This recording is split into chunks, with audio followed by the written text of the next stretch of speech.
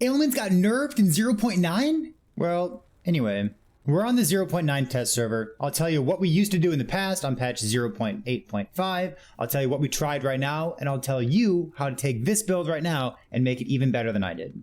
So the build is Ignite Hungering Souls, and me and other people, we've all tried to build this in different ways. Basically, Hungering Souls has so much damage baked into it. Let's be honest, Lich with Reperforming Death Seal has so much increased and more damage and quality of life and 2 health bars and 2 movement. Okay, hold on. Details. And surely there's a way to take that super strong node on the top right of the Hungering Souls skill tree and turn it into some kind of holistic Ignite fire damage Lich build. Speaking in terms of the past, present, and future, let's take a look at the past. Dread, also known as Epoch Builds, he's my co-host on the Epic Epoch podcast, by the way, link in the description. He tried to combine the insane single target, 1 soul, no multiple projectile version of Hungering Souls, along with Infernal Shade for the clear. The overlap between Ignite and Infernal Shade is obvious. You just scale elemental damage over time, and you have so much single target and just enough clear speed that it makes the whole build work. That build looked pretty good. To me, it was a little bit clunky because you needed to have 3 skeletons up all the time to have that 150% more damage from Hungering Souls, the node in the bottom middle of the skill tree. But because of Infernal Shade and Volatile Zombie, you had some extra vanguards that were being generated even on single target. It's a pretty good build. I like it. So on patch 0.9, the reason that we want to revisit this build is we have a sweet new unique item. It's an updated unique item that already existed in the game, but it's got cool new text on it, so why not try it out? It's a level 20 unique item. You can use it very early on in the game, and it's relatively common too, which is great for you practicing this build if you want to. It's called Curse of Perseverance. The most relevant thing here, it's got some plus necrotic damage, +1 to necrotic skills, sure. Hungering Soul projectiles are fired in sequence and can hit the same target. Important note, they currently do not fire in sequence. They all fire at the same time like they normally do. That'll presumably be fixed at some point in the future. But the important part is that they can all hit the same target, which means they can shotgun. We are firing between 9 and 15 projectiles with each right click, and we don't have any ailment penalty. There's no like reduced chance to apply bleed on hit or ignite on hit. Just every single one has our entire chance to ignite on hit. And this is a great way of getting a lot of hits and getting a lot of damage really quickly. Of course, if we're going to play Ignite with a necrotic based skill, we need a way to get those numbers really big. That's where Soulfire comes in. Soulfire has the very important text on it that says 159, it goes between 120 and 210% chance to ignite on hit with fire skills and necrotic skills. Now we're not converting Hungering Souls on the skill tree itself, but because we're using this item, we have the fire tag on this. So we have fire Hungering Souls, not converting on the skill tree. We do get the tag, we do get all the ignite chance. The rest of the gear should look pretty straightforward. If you've ever played an Ignite character before, you'd like to have a bunch of these pretty low level, common Ignite unique items just to really juice up your damage. I kind of like Ignite builds for this reason. You have a lot of gearing options if you want to push the damage as high as you possibly can. Calamity gives us another 150% chance to ignite on hit. Our chest piece, because we're using a staff. To me, playing in hardcore for the most time, there's only really one option. Titan Heart gives you so much percent life. It's relatively common. You can get it with LP, slap some extra damage, vitality, health, percent health on it if you'd like to. It's a very good chest piece. These boots are slightly different in 0.9, but I think they're very, very good anyways. You'd like to get movement speed, health, maybe hybrid health on these just to get your defense a little bit higher. But for me, one of the reasons that I've always really liked these boots is that last line of text, 75% less bonus damage taken from critical strikes. For me, even playing in hardcore, I don't mind having 0% critical strike avoidance when I'm using these boots. Remember, there's not really crit multi for monsters like there is in a game like Path of Exile, so only taking 75% of the bonus damage instead of 100% of the bonus damage, it's a pretty sizable reduction in damage from crits, and I don't mind just using this. We have enough defense already in Lich, we have Death Seal, we have 2 health bars, we have our Titan Heart here. I'm feeling pretty good about just having this.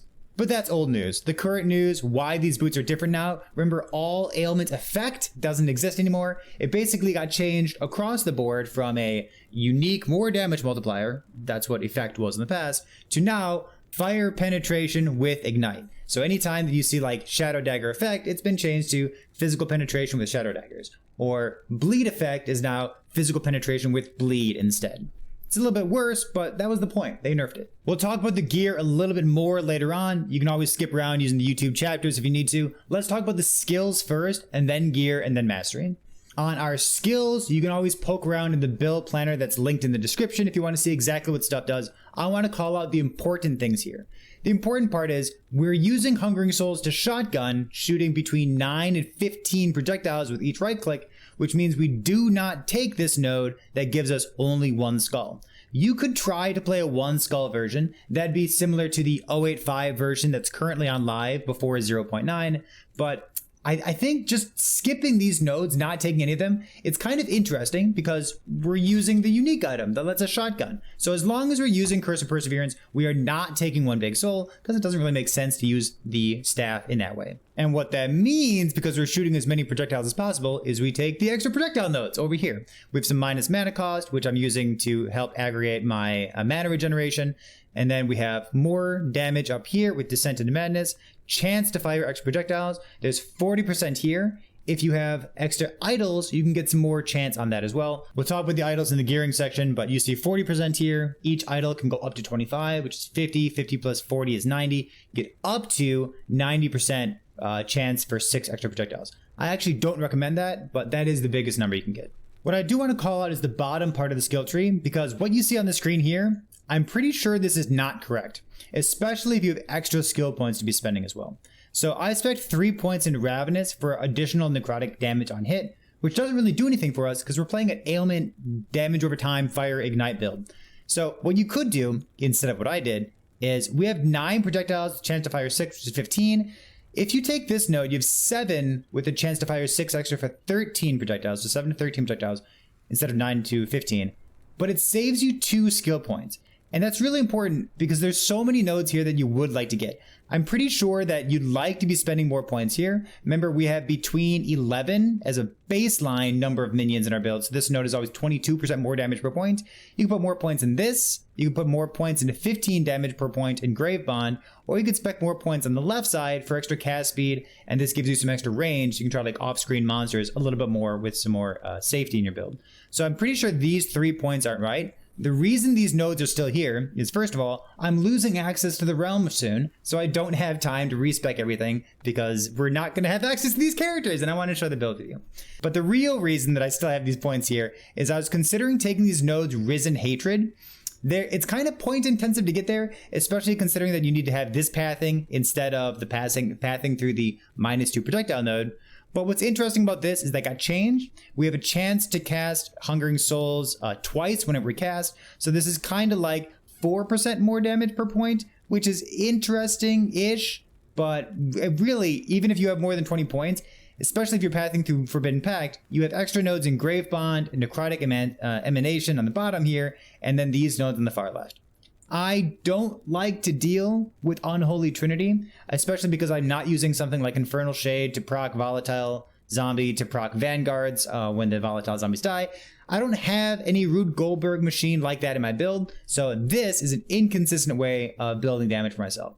But let's talk about our second skill that's generating minions for us, turning this into a 22 or 44% more damage per point that we allocate into it. And that is Bone Curse. I'm basically numlocking this because I have so much cast speed. It's a little bit of a stutter step, but it feels fine to me. I don't worry about it at all. So Bone Curse, the bottom nodes here, we can summon up to 11 little Bone Curse bone prisons like this. See in the top left of my screen, we have 11 there. If we continue to hold it down, there'll be some time when there are both walls up, and we have 22 periodically, but for the most part, we have 11 extra minions in our build. We can get some minions on kill. We can have some Vanguards on kill if we're going to spec into those that are mastery like this. But we get to use Bone Curse to turn this into a 22% more damage per point. The rest of Bone Curse is giving us some extra damage. We have the Necrotic conversion down here. We have Marked for Death. We could spec into an unlimited duration, but it's pretty much always up anyways. And it does give us Chill Chance. Remember, when you're using a unique item, it's not a free roll. It means you lose shock, you lose a chance to get frailty on melee hit if you're playing a melee build. You're losing chill, slow, all of those excellent suffixes that you would normally have on a unique item. So yeah, you'd like to have some LP, But with LP, you don't want to put chill on your LP weapon. You'd like to have damage or ignite chance on your LP weapon. So getting some extra chill chance from something like this is a nice way to build that kind of utility into your character without having to spend LP slots on it. If you've ever played a Lich before, you know exactly what Reaper Form and Death Seal do. They make you unkillable and they give you tons and tons of damage. So Reaper Form, we are not spec'd into March of Death because we have that from our Bone Curse skill that we're using, but we do have 2 movement skills. We have some extra armor coming in here, some percent increased damage, and a bunch of cast speed. Death Seal, this is a pretty common way of speccing it. We go all the way to the left to seal ourselves at 33% life, which is just above our endurance threshold. So building endurance and maybe a tiny bit of endurance threshold, maybe like 1 exalted modifier on our gear, is a great place to be for scaling your defense. For the top right of the skill tree, these nodes have been nerfed in 0.9. The numbers are different this time around, but they're still insane. They're still very, very good. We have a chance to fire extra projectiles, but any kind of extra projectile is a good way of getting extra damage in the build, so we spec all of these points here. Last but not least, we have even more haste, even though we probably have frenzy and haste anyways, because of our last skill that's for some reason been buffed. We're using transplant here. Take a look at this node to the right of center. This gives us frenzy and haste pretty much permanently if you spec all the way into it. Feels phenomenal. We're using bone curse in the nodes on the left side, transplant. We're using transplant along with the nodes on the left side to get extra armor. So we have bone armor, increased duration of bone armor effect, just to give us some extra defense, and then 1 bone minion that's following along behind us. This is a tiny bit of extra damage because of the damage per minion that we have in the build on that Hungering Souls node. Transplant has been changed, not only buffed with a frenzy and haste, which feels amazing by the way, but you no longer have all those extra body detonations at the beginning and at the end. So if you want to use transplant for damage, you probably want to use it in a slightly different way in the future than you did in 0.8.5. But what's important is we still have that 15% kill threshold. So this is where I'm getting my kill threshold for in the build. And then I tried converting to necrotic because I get +1 in necrotic skills off my Curse of Perseverance, so I wanted to try it out. And I've never actually used the fear on departure, fear on arrival before, but it feels great. So I'm going to recommend this to you as well. This is a great way of just getting some extra CC, interrupt those enemies while you let them die to your ignite. I said gear would come second, so let's talk about what we have here on the screen. For a helmet, we have a whole bunch of ignite chance. The kind of stuff you're looking for is, sure, health, endurance, percent health, vitality, those kinds of things. But realistically, the most important thing for you to get here is that plus levels to Hungering Souls. For your body armor, I'm playing in hardcore. I like to use this thing. If you're using a staff, you probably want to use Titan Heart. It's a common enough item that to get it with LP and then get some extra health, percent health, vitality, strength, maybe something else on that. Maybe percent increased damage while transformed. Those things are all very strong. For your Curse of Perseverance, you're going to drop a lot of these. They're pretty easy to hit it with a Rune of Ascendance as well because they're relatively common. Getting a 1 LP with either percent increased elemental damage over time as a prefix would be nuts, or just some kind of exalted ignite chance as a suffix. Those would be the 2 things you're prioritizing most here. Speaking of priorities, you probably don't want to be using tier 5 health gained on kill, but I guess that's up to you. For a ring, you're looking for a better base type than this. Hopefully not dodge, but maybe a necrotic base or a gold base, or maybe even a coral ring to give you a bunch of vitality. And then you're looking for elemental damage over time, some fire damage, something like that. And then whatever you need for suffixes. You don't really need crit avoidance because I'm recommending that you use the Fire Dragon Shoes. But if you don't have Fire Dragon Shoes, then you will need to cap your crit avoidance somewhere else. For your gloves, you would like to have as much damage over time and cast speed as possible to juice up those ignite stacks on single target and just to make the build feel good. Things like frailty on hit, endurance, hybrid health are very high priority for you. And then if you want to get swanky, you can go for an LP version of Atrophy. I haven't been able to make these myself, but hopefully you have more time to play than I do because I'm about to lose access to this server. Atrophy with cast speed, atrophy with hybrid health on them is an excellent way of juicing up your extra damage. One of the big things that you lose as a ignite based lich is in your mastery, you don't get to take advantage of this node here. You get fizz penetration, necrotic penetration, poison penetration, which is all well and good, except we're playing a fire build, so we don't get that free penetration that we normally would. Things like maybe fire penetration on the amulet, maybe a little bit of fire penetration with ignite from our boots here, and then the atrophy, like we were just talking about. We could really use a little bit of extra. The belt should be no surprise to you. You want percent health and hybrid health, both tier 5 as your suffixes. The fact that you can get percent health and hybrid health on a belt is kind of insane if you ask me, but they exist, so you should use them. They're very, very strong. For your prefixes, you want as much LE damage over time as possible. And then, of course, tier 1, just one little tier, maybe even sealed, like I have it here, of cleanse all ailments on potion use. For our idols, my idols aren't as good as your idols. What you'd like to have is something along these lines. This rolls between 8 and 25% chance for Hungering Souls to fire 6 additional projectiles. In the past, these were garbage because you didn't really want that for any particular reason. But now in patch 0.9, we get to use this unique weapon that says they shotgun, so we'd like to have as many projectiles as possible. This is super strong for the build, and I want you to use just one of these idols because the other idol should be even better. So each of these is approximately 17% more damage. They work on single target, they work on bosses. There's some inconsistency with whether it actually procs, but they're pretty good. Remember, both of these were 25%. You could use, along with the nodes in the Hungering Soul skill tree, 40%, 40 plus 50 is 90, about 90% chance for these 6 extra projectiles. But you shouldn't do that, because I think there's a better option. There's a new idol, or maybe a reworked idol, called Throne of Ambition. Throne of Ambition used to give you % increased armor and % increased fire and cold damage for each stack, stacking up 20 times, 2 per stack, so 40% increased armor, 40% increased damage. It's better. It's more. It's more. They changed it into a more multiplier. So Throne of Ambition, fully stacked up, will be about 40% more damage instead of 17% more damage from this idol right here. So 40 is greater than 17. You should probably use one of those. For clearing, your damage will be slightly less. You're only going to have like a couple stacks. Maybe you'll have 10 or maybe 20% more damage from the Throne of Ambition. But for single target, it's going to feel way, way better. And you already have a bunch of armor because you're playing a Death Seal Reperformed Lich. And that more armor is really going to go to town, making you very, very tanky. So listen, we're playing a fire damage ignite based Lich. There's not that much support for that in the Lich Mastery, but I'll walk you through it anyways. You're going to see a lot of generic looking stuff. There's nothing particularly spicy here. So in the base class, we have some intelligence, necrotic res, vitality, and armor, just rounding out those 20 points that we need to spec into. For our Lich, you're going to see, again, a lot of generic stuff. We have intelligence and mana regen, because we kind of like mana regen. It's a nice thing to have. The % increased damage here. Damage over time, because we're playing an Ignite build. All 8 points into reduced health generation. You'll see that I don't really like the current health drain per point. I don't like taking those.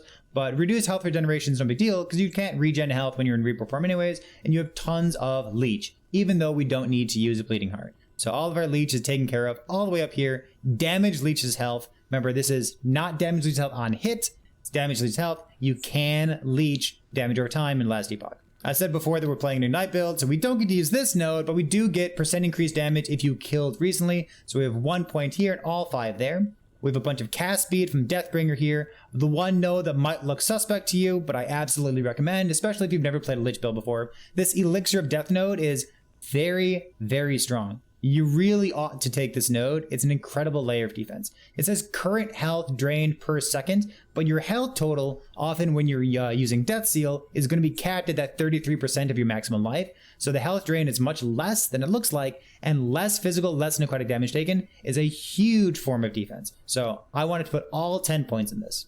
Rounding out the last 3 points at the top end of the Lich tree are some extra cast speed and movement speed. This is leech on hit, so it doesn't really help us. But again, this one says damage leeches health. It does not say on hit, so it does apply to ailments like ignite, bleed, poison, stuff like that. And then there's not much else. We've got points in % increased damage over time. Just 7 per point, but it's fine.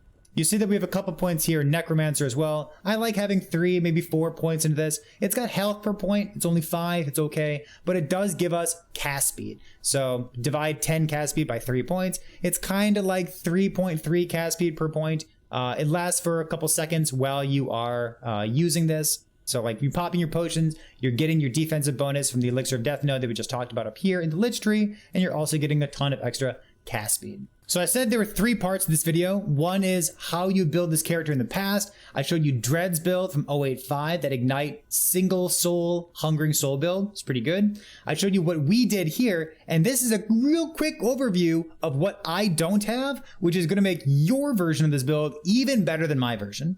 Thing number 1 is the idol. Remember, my idol is giving me about 17% more damage per point. you are going to use one of these with 25% chance to fire additional, and you're going to use a 2x2 Throne of Ambition. So you're going to trade a 17% more damage idol for a 40% more damage idol. And that's going to give you so much damage on single target. Thing number 2 is your Calamity Helmet. Instead of having health and endurance and defenses, you're going to have damage. So putting +3 or maybe +4 to levels of Hungering Souls in your helmet is going to give you way more access to more damage multipliers and cast speed than I have right now. Which brings us to thing number 3. I'm going to recommend that you spec your Hungering Souls tree differently than I did. My Hungering Souls tree, I put 3 points into Ravenous because periodically I was taking these double cast nodes just to test them out. But realistically, having -2 projectiles and saving those 2 skill points of not speccing into Ravenous here, because it's only 1 travel instead of 3 travel there, you're going to be able to spec those points along with your extra levels from the Calamity Helmet that you'll have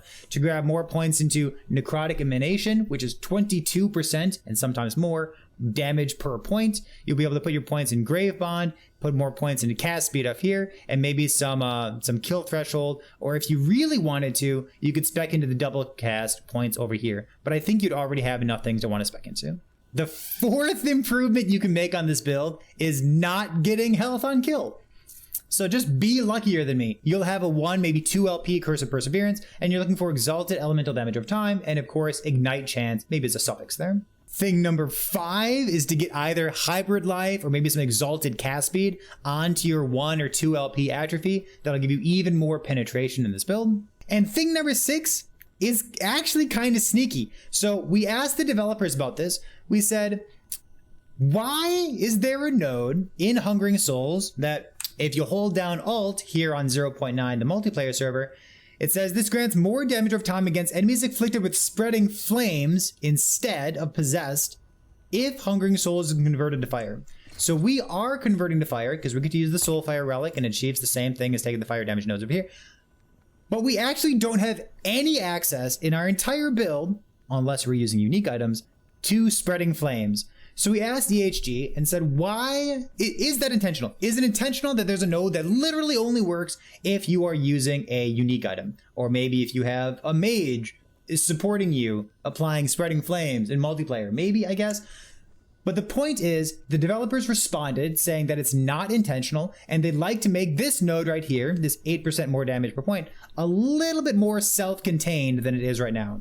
So we talked about getting extra levels on your helmet, speccing these nodes differently, coming down the right side. You can grab this node as well to get even more damage in your build.